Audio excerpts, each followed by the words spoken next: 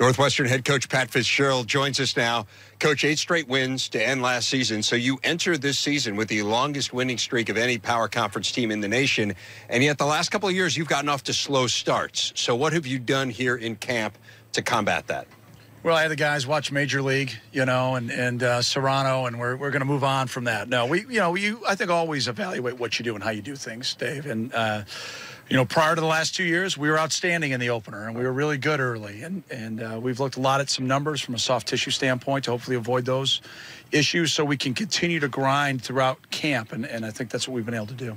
They've changed the rule from 29 to 25 practices, no double sessions. Yeah. You like it, dislike it, and why? Well, as a coach, I love the opportunity to be with our guys. I think if you were to ask the players, it's probably a little bit too long. But at the end of the day, we put together a system that we think maximized the time, gave them an opportunity to recover.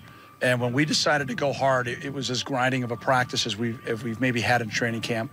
We come out going into our true game week probably as healthy as we've ever been, and hopefully we'll be prepared for next Thursday night. Coach, how have you grown as a head coach since your time being here? Well, I think back to my first year where I micromanaged everything and didn't have a lot of trust in those around me. And that had nothing to do with everybody else. It had everything to do with me.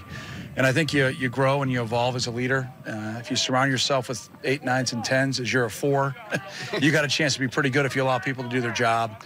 But you still have to be very intimately involved. And, I've been able to, I think, spend more time with our players, do more things from that standpoint than maybe I did initially. And just absolutely having the time of my life and very thankful to have the role. How has playing a conference opponent first game changed camp? A lot, Coach. Obviously, I think we're fully aware of the challenge that we have ahead of us. We're playing an incredibly well-coached, outstanding football team, and then we get to go do it on the road. So a huge challenge, a huge task. But as always, we've got to put our focus on us and find a way to get our guys prepared mentally, prepared physically, and then go down and be ready to go right out the gate. I mean, it's going to be a great environment. It's going to be an incredibly challenging game. And, I think our guys are going to go into this weekend, I think, recharge mentally and then get into a normal game week and get themselves ready to go compete. With the new freshman rule being to play in any 4 games, being able to play in any 4 games, how will you utilize that opportunity? Well, first of all, I'm very thankful for the rule. I think it's long overdue. Staying at 85 scholarships and playing more and more games, this now gives us an opportunity to get full access to our roster. So from a health, safety, and well-being standpoint, I appreciate Todd Berry and his effort in the AFCA to get this pushed through the NCAA. I've been working on it for a number of years. We're going to go and operate early like we always have. If a young man's ready to play in the opener, he's going to go. And then we've got about a month window to see where he's at. There's some other guys that will fall into a group that are really close, and we'll put them on the flight deck, so to speak. Especially our second, third, and fourth game, we're at home. Gives us a little bit more flexibility with the travel roster. When you're on the road, you're still stuck at 70, and that makes it a little bit more daunting. And then as we get later in the season, obviously now as injuries pop up, you get into the grind of the Big Ten. If you put yourself in position to be in significant games in November, this could be a huge, huge benefit to you as a program, and hopefully we'll put ourselves in that position. Coach, we had a chance to tour the new facility, which is spectacular. There's been a lot written and said about it.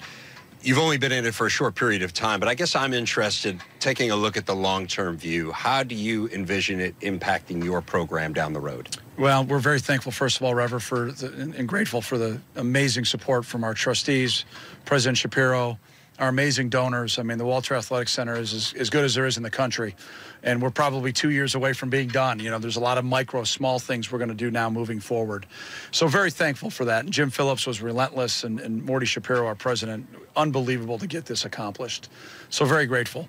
As we've gone through now these first 8 weeks, 9 weeks in the building, efficiency, and exactly what and how we designed it to be efficient, to make our days go quicker, smarter, and help the flow for the guys, I think is something that we're going to be able to maximize, especially when we get going in class here in about a month, to go from the north side of campus to the south side in 2 minutes will give us an opportunity maybe to get some more film session, longer practice, longer in the weight room. So hopefully long term it's going to help us be just much more efficient. We cannot have you leave this set without asking you about the status of Clayton Thorson. Yeah. So obligatory Clayton Thorson question. He's doing great. Yeah. Do you envision him playing next Thursday?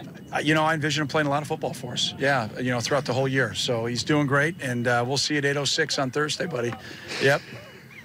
I mean, we did what we had to do. And so did I. Yeah. You know what I mean?